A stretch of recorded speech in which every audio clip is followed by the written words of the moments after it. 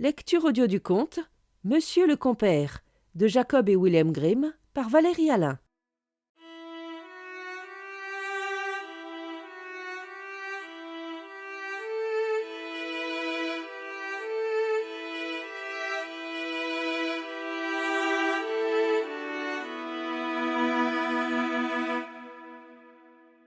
Un homme pauvre avait tant d'enfants qu'il avait déjà demandé à beaucoup de monde d'être parrain, si bien que lorsqu'il eut encore un autre enfant, il ne restait plus personne vers qui il eût pu se tourner. Il ne savait que faire, et dans son chagrin, il s'allongea et s'endormit.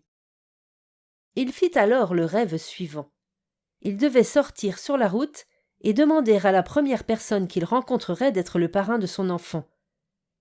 À son réveil, l'homme résolut d'obéir à son rêve. Il sortit sur la route et demanda à la première personne qu'il rencontra d'être le parrain de son enfant.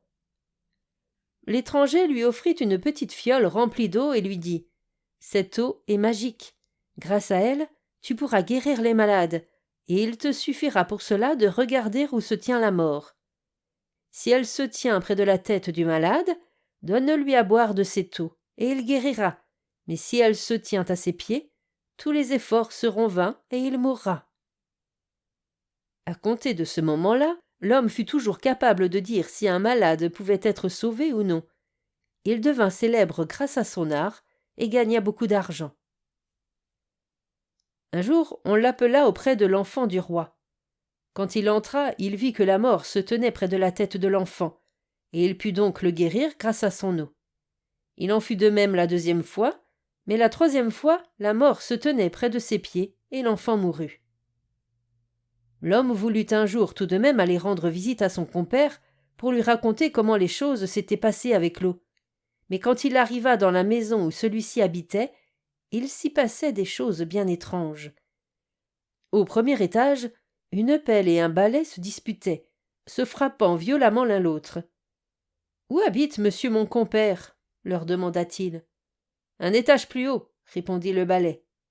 En arrivant au deuxième étage, il vit une quantité de doigts morts qui gisaient là. « Où habite monsieur mon compère ?» leur demanda-t-il. « Un étage plus haut, » répondit l'un des doigts. Au troisième étage, il y avait un tas de têtes de morts, qui lui dirent eux aussi de monter un étage plus haut. Au quatrième étage, il y avait des poissons sur le feu qui grésillaient dans la poêle et se faisaient frire tout seuls. Ils lui dirent également un étage plus haut. Et quand il monta au cinquième étage, il arriva à la porte d'une pièce et regarda à l'intérieur par le trou de la serrure. Il vit alors son compère, qui avait une paire de longues cornes noires. Quand il ouvrit la porte de la pièce, son compère alla bien vite s'allonger sur son lit et tira une couverture sur lui. L'homme lui demanda « Monsieur mon compère, que sont donc ces choses étranges qui se passent chez vous ? En arrivant au premier étage, j'ai vu une pelle et un balai qui se disputaient et qui se frappaient violemment l'un l'autre. »« Que vous êtes naïf, » répondit son compère. « C'étaient le valet et la servante qui parlaient ensemble. Mais au deuxième étage, j'ai vu des doigts morts qui gisaient là. Mon Dieu, ce que vous êtes bête! C'étaient des scorsonnaires. Au troisième, il y avait un tas de têtes de mort. Imbécile, c'étaient des têtes de choux. Au quatrième, j'ai vu des poissons dans une poêle qui grésillaient et se faisaient frire tout seuls. » Lorsqu'il dit cela, les poissons arrivèrent et se servirent eux-mêmes à table. Et quand je suis arrivé au cinquième étage, j'ai regardé par le trou de serrure d'une porte, et alors je vous ai vu, compère, et vous aviez de grandes, grandes cornes. Mais non, ce n'est pas vrai. L'homme prit peur et s'enfuit. Et sans cela, qui sait ce que son compère lui aurait fait?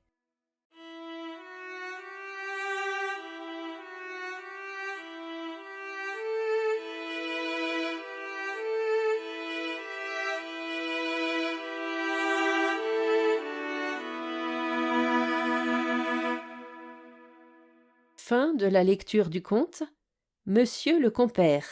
Merci de votre écoute. Je vous rends vos oreilles. Cœur avec les doigts.